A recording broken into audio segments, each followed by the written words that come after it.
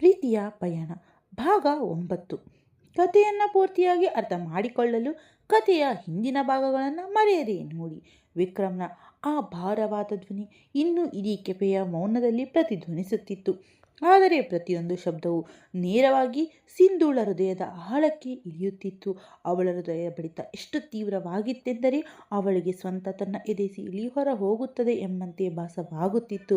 ತನ್ನ ಕಣ್ಣೆದುರು ಕುಳಿತಿರುವ ಈ ವ್ಯಕ್ತಿಯ ನೆನಪುಗಳಿಂದ ದೂರ ಓಡಲು ಅವಳು ಕಳೆದ 6 ವರ್ಷಗಳಿಂದ ತನ್ನನ್ನು ತಾನು ಕಲ್ಲಿನಂತೆ ಮಾಡಿಕೊಂಡಿದ್ದಳು. ಇಂದು ಅದೇ ವ್ಯಕ್ತಿ ಅವಳ ಬದುಕಿನ ಪ್ರತಿಯೊಂದು ಮುಚ್ಚಿದ ಪದರಗಳನ್ನು ಒಂದೊಂದಾಗಿಯೇ ತೆರೆಯುತ್ತಿದ್ದನು. ಸಿಂಧೂಳ ಬೆರಳುಗಳು ನಿರಂತರವಾಗಿ ನಡುಗುತ್ತಿದ್ದವು.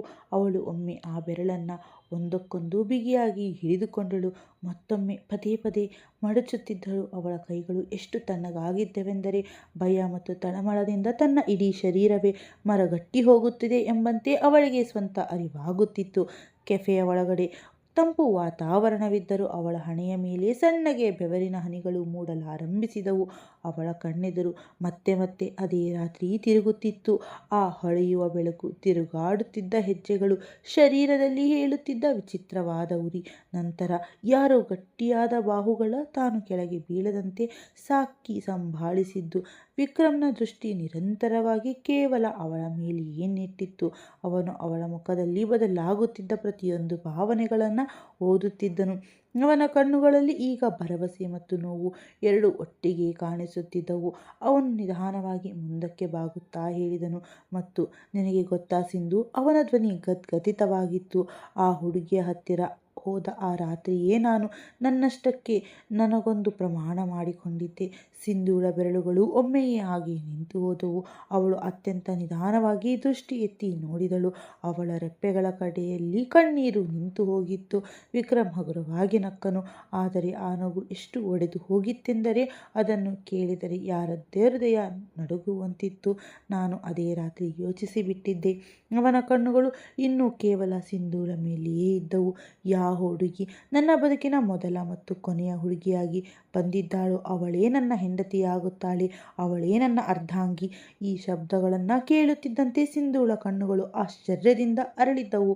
ಅವಳ ಮುಖ ಸಂಪೂರ್ಣವಾಗಿ ಬಿಡಿಸಿಕೊಂಡಿತ್ತು. ವಿಕ್ರಮ್ ಈ ರೀತಿ ಯೋಚಿಸುತ್ತಿರಬಹುದು ಎಂದು ಅವಳು ತನ್ನ ಕನಸಿನಲ್ಲಿಯೂ ಯೋಚಿಸಿರಲಿಲ್ಲ.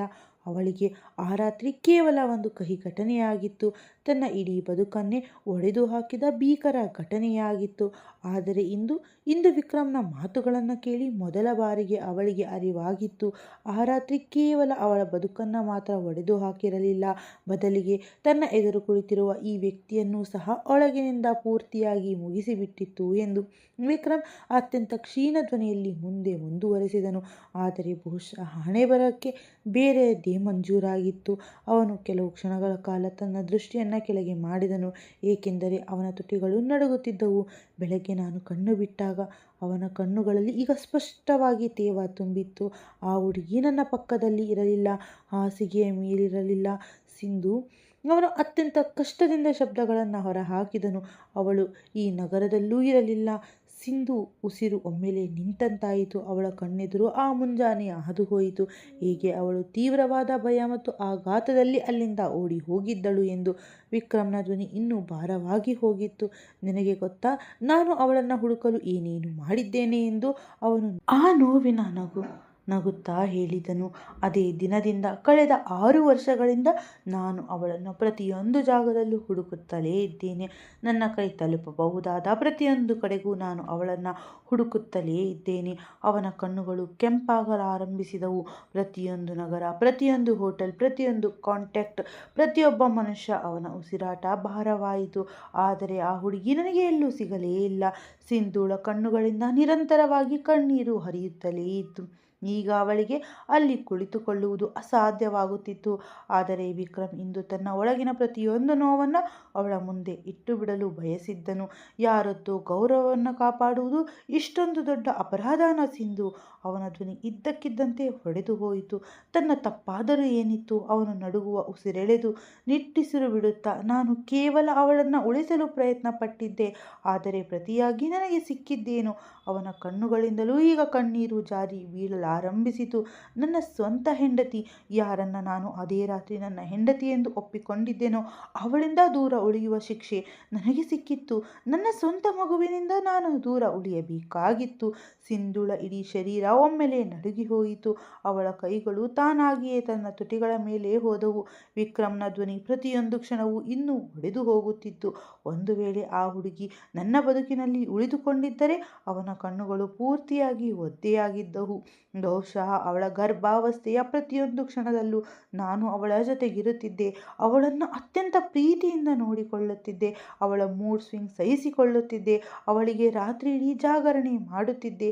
ಅವನ ತುಟಿಗಳು ನಡುಗಿದ್ದವು. ನನ್ನ ಮಗುವಿನ ಮೊದಲ ಒದೆತವನ್ನ ನಾನು ಅನುಭವಿಸುತ್ತಿದ್ದೆ. ಅವನು ಕಣ್ಣುಗಳನ್ನು ಮುಚ್ಚಿಕೊಂಡನು. ಅವನು ಹುಟ್ಟಿದಾಗ ಎಲ್ಲರಿಗಿಂತ ಮೊದಲಿಗೆ ಅವನನ್ನು ನನ್ನ ಕೈಗೆ ಎತ್ತಿಕೊಳ್ಳುತ್ತಿದ್ದೆ. ಸಿಂಧುಗೆ ಈಗ ತನ್ನನ್ನು ತಾನು ಸಂಭಾಳಿಸಿಕೊಳ್ಳಲು ಸಾಧ್ಯವಾಗುತ್ತಿರಲಿಲ್ಲ. ಅವಳ ಉಸಿರಾಟ ಒಡೆದು ಹೋಗುತ್ತಿತ್ತು. ಆದರೆ ವಿಕ್ರಮ್ ನೋವಿನಿಂದಲೇ ಕಣ್ಣೀರುಗಳನ್ನು ತೆರೆದನು. ನಾನು ಅದೆಲ್ಲವನ್ನ ಕಳೆದುಕೊಂಡು ಬಿಟ್ಟೆ. ನನ್ನ ಮಗು ಎಲ್ಲೋ ಯಾರದ್ದೋ ಕಣ್ಣುಗಳಲ್ಲಿ ಅಕ್ರಮ ಎಂದು ಕರೆಸಿಕೊಳ್ಳುತ್ತಾ ಬೆಳೆಯಿತು ಮತ್ತು ನಾನು ಎಲ್ಲೋ ದೂರ ನಿಂತು ಅವನನ್ನು ಹುಡುಕುತ್ತಲೇ ಇದ್ದೆ. ಅವನ ಧ್ವನಿ ಎಷ್ಟು ಭಾರವಾಗಿತ್ತೆಂದರೆ ಪ್ರತಿಯೊಂದು ಶಬ್ದವೂ ಸಿಂಧುಳ ಹೃದಯಕ್ಕೆ ನಾಟುತ್ತಿತ್ತು. ನೀನೇ ಹೇಳು ಸಿಂಧು, ಅವನು ನಡುಗುವ ಧ್ವನಿಯಲ್ಲಿ ಕೇಳಿದನು. ನನ್ನ ತಪ್ಪಾದರೂ ಏನಿತ್ತು? ಸಿಂಧುಗೆ ಇನ್ನು ಮುಂದೆ ಕೇಳಲು ಅಸಾಧ್ಯವಾಗಿ ಅವಳ ಕಣ್ಣೆದುರು ಪ್ರತಿಯೊಂದು ಮುಸುಕಾಗಲಾರಂಭಿಸಿತು. ಅವಳ ಕಿವಿಯಲ್ಲಿ ಕೇವಲ ವಿಕ್ರಮ್ನ ಧ್ವನಿ ಪ್ರತಿಧ್ವನಿಸುತ್ತಿತ್ತು. ನನ್ನ ಹೆಂಡತಿ, ನನ್ನ ಮಗು. ಇದ್ದಕ್ಕಿದ್ದಂತೆ ಅವಳು ತನ್ನ 2 ಕೈಗಳನ್ನು ಮುಖದ ಮೇಲೆ ಇಟ್ಟುಕೊಂಡಳು. ಅವಳ ಇಡೀ ಶರೀರ ನಡುಗಲಾರಂಭಿಸಿತು ಮತ್ತು ಮರುಕ್ಷಣವೇ ಅವಳು ಬಿಕ್ಕಿ ಬಿಕ್ಕಿ ಅಳಲಾರಂಭಿಸಿದಳು. ಎಷ್ಟು ತೀವ್ರವಾಗಿ ಅಳುತ್ತಿದ್ದಳೆಂದರೆ ಕಳೆದ 6 ವರ್ಷಗಳಿಂದ ಅವಳ ಎದೆಯಲ್ಲಿ ಅಡಗಿದ್ದ ಪ್ರತಿಯೊಂದು ನೋವು ಇಂದು ಹೊರಗೆ ಬರುವಂತಿತ್ತು ಭಾಸವಾಗುತ್ತಿತ್ತು. ನನಗೆ ಏನೂ ಗೊತ್ತಿಲ್ಲ, ಅವಳು ಅಳುತ್ತಾ ಪದೇ ಪದೇ ಇದನ್ನೇ ಹೇಳುತ್ತಿದ್ದಳು. ನನಗೆ ಏನೂ ಗೊತ್ತಿಲ್ಲ. ಅವಳ ಧ್ವನಿ ಎಷ್ಟು ಒಡೆದು ಹೋಗಿತ್ತೆಂದರೆ ವಿಕ್ರಮ್ನ ಹೃದಯ ಸೀಳಿದಂತಾಗಿತ್ತು. ಅವನು ತಕ್ಷಣವೇ ತನ್ನ ಕುರ್ಚಿಯಿಂದ ಎದ್ದು ಸಿಂಧು ಅವನು ಗಾಬರಿಯಿಂದ ಅವಳ ಕೈಯನ್ನು ಹಿಡಿಯಲು ಹೋದ. ಆದರೆ ಸಿಂಧು ಒಂದೇ ಏಟಿಗೆ ತನ್ನ ಕೈಯನ್ನು ಬಿಡಿಸಿಕೊಂಡಳು. ಅವಳ ಕಣ್ಣುಗಳು ಪೂರ್ತಿಯಾಗಿ ಕೆಂಪಗಾಗಿದ್ದವು. ನನ್ನನ್ನು ಹೋಗಲು ಬಿಡಿ, ಅವಳು ಅಳುತ್ತಾ ಹೇಳಿದಳು. ಪ್ಲೀಸ್, ನನ್ನನ್ನು ಹೋಗಲು ಬಿಡಿ. ಮತ್ತು ಮರುಕ್ಷಣವೇ ಅವಳು ವೇಗವಾಗಿ ಕೆಫೆಯಿಂದ ಹೊರಗೆ ಓಡಿದಳು. ಸಿಂಧು. ವಿಕ್ರಮ್ ಕೂಡ ತಕ್ಷಣವೇ ಅವಳ ಹಿಂದೆ ಓಡಿದನು. ಹೊರಗೆ ರಾತ್ರಿಯ ತಂಗಾಳಿ ಜೋರಾಗಿ ಬೀಸುತ್ತಿತ್ತು. ರಸ್ತೆ ಸಂಪೂರ್ಣವಾಗಿ ಖಾಲಿಯಾಗಿತ್ತು. ಸಿಂಧು ನಡುಗುವ ಕೈಗಳಿಂದ ರಸ್ತೆಯಲ್ಲಿ ಬರುತ್ತಿದ್ದ ಆಟೋವೊಂದನ್ನು ತಡೆಯಲಾರಂಭಿಸಿದಳು. ಅವಳ ಸ್ಥಿತಿ ಹೇಗಿತ್ತೆಂದರೆ ಒಂದು ವೇಳೆ ಅವಳು ಮತ್ತೊಂದು ಕ್ಷಣ ಅಲ್ಲಿ ನಿಂತರೆ ಸಂಪೂರ್ಣವಾಗಿ ಒಡೆದು ಹೋಗುತ್ತಿದ್ದಳು. ವಿಕ್ರಮ್ ಕೆಲವು ಹೆಜ್ಜೆಗಳು ದೂರದಲ್ಲಿ ನಿಂತು ಕೇವಲ ಅವಳನ್ನೇ ನೋಡುತ್ತಾ ಉಳಿದನು. ಸಿಂಧು, ತನ್ನ ಮಾತನ್ನಾದರೂ ಕೇಳು. ಅವನ ಧ್ವನಿಯಲ್ಲಿ ಅಂತಹ ಒಂದು ಅಸಹಾಯಕತೆ ಇತ್ತು. ಅದನ್ನು ಬಹುಶಃ ಆತ ತನ್ನ ಬದುಕಿನಲ್ಲಿ ಮೊದಲ ಬಾರಿಗೆ ಅನುಭವಿಸುತ್ತಿದ್ದನು. ಆದರೆ ಸಿಂಧು ಒಮ್ಮೆಯೂ ಹಿಂದೆ ತಿರುಗಿ ನೋಡಲಿಲ್ಲ. ಅವಳು ತಕ್ಷಣವೇ ಆಟೋದಲ್ಲಿ ಕುಳಿತುಕೊಂಡಳು ಮತ್ತು ಮರುಕ್ಷಣವೇ ಆಟೋ ಅಲ್ಲಿಂದ ಮುಂದೆ ಸಾಗಿತ್ತು. ವಿಕ್ರಮ್ ರಸ್ತೆಯ ಮಧ್ಯದಲ್ಲಿ ಹಾಗೆ ನಿಂತುಬಿಟ್ಟನು. ಅವನ ಕಣ್ಣುಗಳು ನಿರಂತರವಾಗಿ ಅದೇ ಆಟೋವನ್ನು ನೋಡುತ್ತಿದ್ದವು. ಅದು ನಿಧಾನವಾಗಿ ಅವನ ದೃಷ್ಟಿಯಿಂದ ದೂರವಾಗಿತ್ತು. ಅವನು ಬಯಸಿದ್ದೇ ಒಂದು ಕ್ಷಣದಲ್ಲಿ ಅವಳನ್ನು ತಡೆಯಬಹುದಿತ್ತು. ಬಯಸಿದ್ದರೆ ತನ್ನ ಕಾರಿನಲ್ಲಿ ಅವಳನ್ನು ಫಾಲೋ ಮಾಡಬಹುದಿತ್ತು. ಆದರೆ ಅವನು ಹಾಗೆ ಮಾಡಲಿಲ್ಲ, ಏಕೆಂದರೆ ಇಂದು ಮೊದಲ ಬಾರಿಗೆ ಅವನಿಗೆ ಅರಿವಾಗಿತ್ತು ಸಿಂಧು ಈ 6 ವರ್ಷಗಳಲ್ಲಿ ಒಬ್ಬಳೇ ಎಷ್ಟೊಂದು ವಿಷಯಗಳನ್ನು ಸಹಿಸಿಕೊಂಡಿದ್ದಾಳೆ ಎಂದು. ಅವಳು ತನ್ನ ಬಗ್ಗೆ ಏನನ್ನು ಯೋಚಿಸಿರಬಹುದು? ಬಹುಶಃ ಅವಳು ಯೋಚಿಸಿರಬಹುದು, ವಿಕ್ರಮ್ ಕೂಡ ಒಬ್ಬ ಶ್ರೀಮಂತ ಹುಡುಗರ ಥರ, ಯಾರು ಒಂದು ರಾತ್ರಿಯ ನಂತರ ಹುಡುಗಿಯರನ್ನು ಮರೆತು ಬಿಡುತ್ತಾರೋ ಅಂತಹವನು ಎಂದು. ಬಹುಶಃ ಅವಳು ಪ್ರತಿಯೊಂದು ಕ್ಷಣವೂ ತನ್ನನ್ನು ತಾನೇ ಶಪಿಸಿಕೊಂಡಿರಬಹುದು. ಬಹುಶಃ ಅವಳು ಪ್ರತಿಯೊಂದು ರಾತ್ರಿಯನ್ನು ಭಯದಲ್ಲಿಯೇ ಕಳೆದಿದ್ದಾಳೆ ಮತ್ತು ಇಂದು ಇದ್ದಕ್ಕಿದ್ದಂತೆ ಇಷ್ಟು ವರ್ಷಗಳ ನಂತರ ಅದೇ ವ್ಯಕ್ತಿ ಅವಳ ಎದುರು ನಿಂತು ಹೇಳುತ್ತಿದ್ದಾನೆ ತಾನು ಅವಳನ್ನು ಎಂದಿಗೂ ಮರೆತಿಲ್ಲ ಎಂದು. ವಿಕ್ರಮ್ ನಿಧಾನವಾಗಿ ತನ್ನ ಕಣ್ಣುಗಳನ್ನು ಮುಚ್ಚಿಕೊಂಡನು. ಅವನ ಉಸಿರಾಟ ಭಾರವಾಗಿತ್ತು. ಎದೆಯಲ್ಲಿ ವಿಚಿತ್ರವಾದ ನೋವು ಕಾಣಿಸಿಕೊಳ್ಳುತ್ತಿತ್ತು. ನೀನು ಒಬ್ಬಳೇ ಎಷ್ಟು ಸಹಿಸಿಕೊಂಡಿದ್ದೀಯಾ? ಅವನು ತನಗೆ ತಾನೇ ಪಿಸುಗುಟ್ಟಿಕೊಂಡನು. ಅವನ ಕಣ್ಣಿನಿಂದ ಮತ್ತೊಂದು ಹನಿ ಕಣ್ಣೀರು ಜಾರಿ ಕೆನ್ನೆಯ ಮೇಲೆ ಬಿತ್ತು. ರಸ್ತೆಯ ತಂಗಾಳಿ ಅವನ ಮುಖಕ್ಕೆ ಅಪ್ಪಳಿಸುತ್ತಿತ್ತು. ಆದರೆ ಅವನ ಒಳಗಿನ ತಳಮಳ ಶಾಂತವಾಗುತ್ತಿರಲಿಲ್ಲ. ಅವನಿಗೆ ಗೊತ್ತಿತ್ತು ಇಂದು ಸಿಂಧು ಪೂರ್ತಿಯಾಗಿ ಒಡೆದು ಹೋಗಿದ್ದಾಳೆ ಎಂದು. ಮತ್ತು ಬಹುಶಃ ಮೊದಲ ಬಾರಿಗೆ ಅವನ ಸ್ವಂತ ರಾತ್ರಿ ಇನ್ನೂ ಆಳವಾಗುತ್ತಾ ಹೋಗಿತ್ತು. ರಸ್ತೆಯ ಮೇಲೆ ಹರಡಿದ್ದ ಬೀದಿ ದೀಪಗಳ ಹಳದಿ ಬೆಳಕು ಆಟೋದ ಗ್ಲಾಸ್ ಮೇಲೆ ಬಿದ್ದು ಒಂದು ವಿಚಿತ್ರವಾದ ಉದಾಸೀನತೆಯನ್ನು ಹರಡಿತ್ತು. ಆಟೋ ನಗರದ ಖಾಲಿ ರಸ್ತೆಗಳ ಮೂಲಕ ಸಾಗುತ್ತಿತ್ತು ಮತ್ತು ಅದರ ಒಳಗಡೆ ಕುಳಿತಿದ್ದ ಸಿಂಧು ತನ್ನ 2 ಕೈಗಳಿಂದ ಮುಖ ಮುಚ್ಚಿಕೊಂಡು ನಿರಂತರವಾಗಿ ಅಳುತ್ತಲೇ ಇದ್ದಳು. ಅವಳ ಕಣ್ಣೀರು ನಿಲ್ಲುವ ಹೆಸರನ್ನೇ ತೆಗೆದುಕೊಳ್ಳುತ್ತಿರಲಿಲ್ಲ. ಅವಳು ಆ ಕಣ್ಣೀರನ್ನು ತಡೆಯಲು ಬಯಸುತ್ತಿದ್ದಳು. ಪದೇ ಪದೇ ತನ್ನನ್ನು ತಾನು ಸಂಭಾಳಿಸಿಕೊಳ್ಳಲು ಪ್ರಯತ್ನಿಸುತ್ತಿದ್ದಳು. ಆದರೆ ಪ್ರತಿಯೊಂದು ಬಾರಿಯೂ ವಿಕ್ರಮ್ನ ಧ್ವನಿ ಅವಳ ಕಿವಿಯಲ್ಲಿ ಮತ್ತೆ ಮತ್ತೆ ಪ್ರತಿಧ್ವನಿಸುತ್ತಿತ್ತು. ನಾನು ಅಂದೇ ರಾತ್ರಿ ಯೋಚಿಸಿಬಿಟ್ಟಿದ್ದೆ, ಆ ಹುಡುಗಿಯೇ ನನ್ನ ಹೆಂಡತಿಯಾಗುತ್ತಾಳೆ ಎಂದು. ನನ್ನ ಮಗುವಿನ ಬಾಲ್ಯವನ್ನು ನಾನು ಬದುಕಲು ಸಾಧ್ಯವಾಗಲಿಲ್ಲ.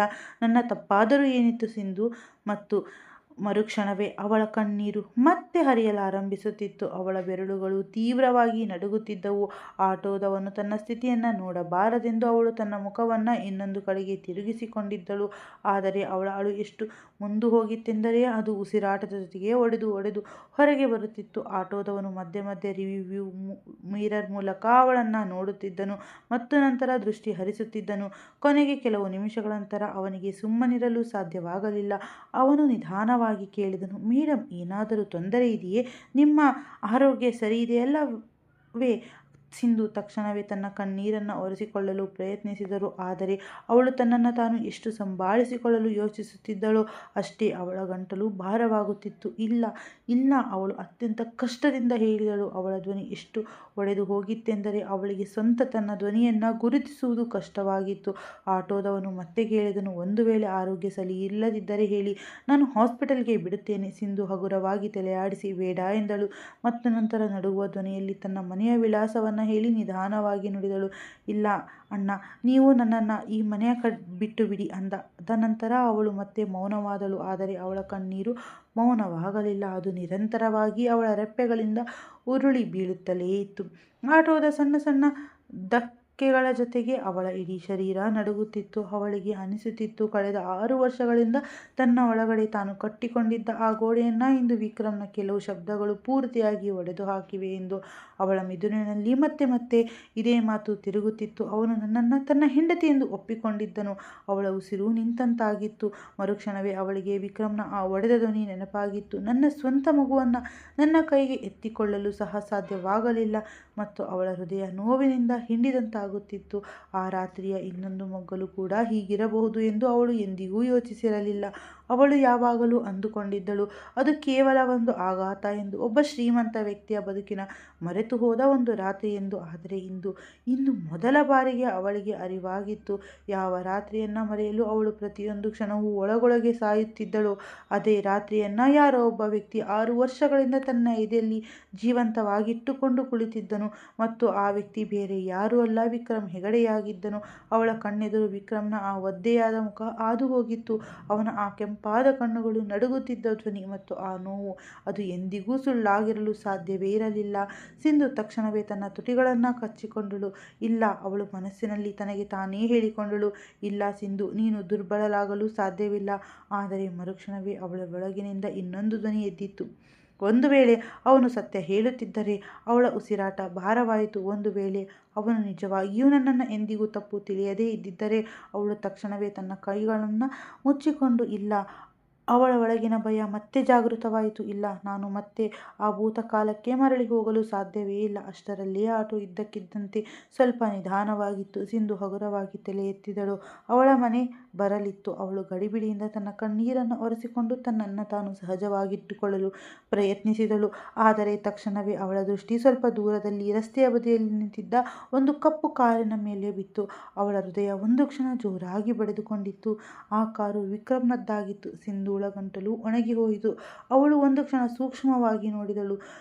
ಕಾರಿನ ಹೆಡ್ಲೈಟ್ಗಳು ಬಂದಾಗಿದ್ದವು, ಆದರೆ ಒಳಗಡೆ ಕುಳಿತಿದ್ದ ವ್ಯಕ್ತಿಯ ಮಸುಕಾದ ಚೆಹರೆ ಸ್ಪಷ್ಟವಾಗಿ ಕಾಣಿಸುತ್ತಿತ್ತು. ಅವಳ ಹೃದಯ ಮತ್ತೆ ನಡುಗಿತ್ತು.